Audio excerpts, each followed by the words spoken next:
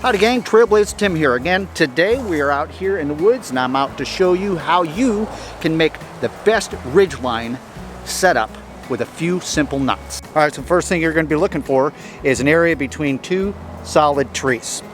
Also some good cordage, such as paracord.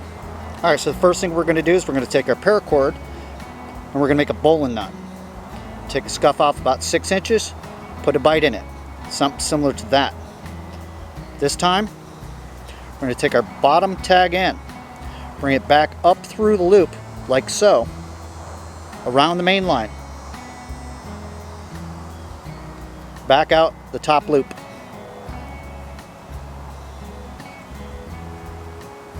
Make a bowline knot. Alright, so now we're going to take our bowline knot, we're going to pass it around the tree, take our long end,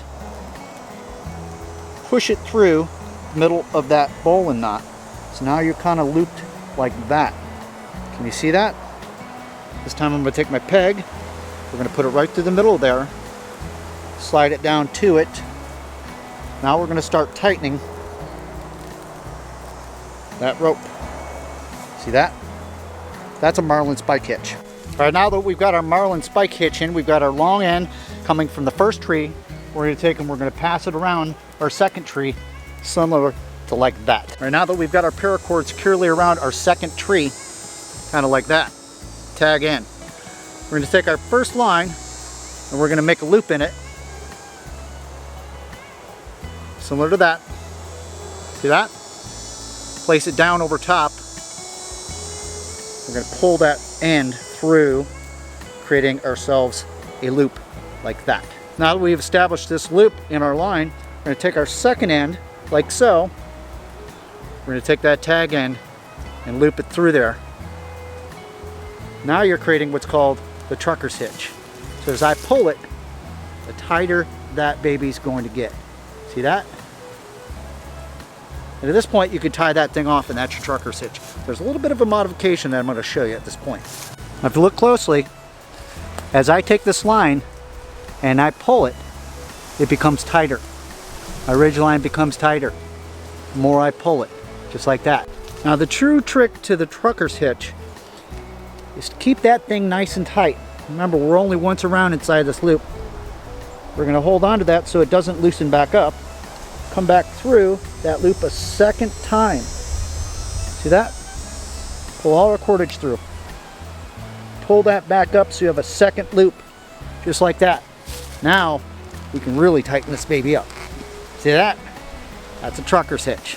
And last but not least, we're going to take our excess, we're going to droop it back over inside the Y, reach through, grab that tag end, pull it back up through,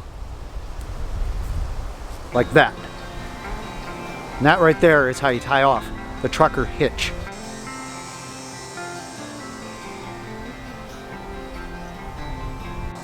Look how tight that is.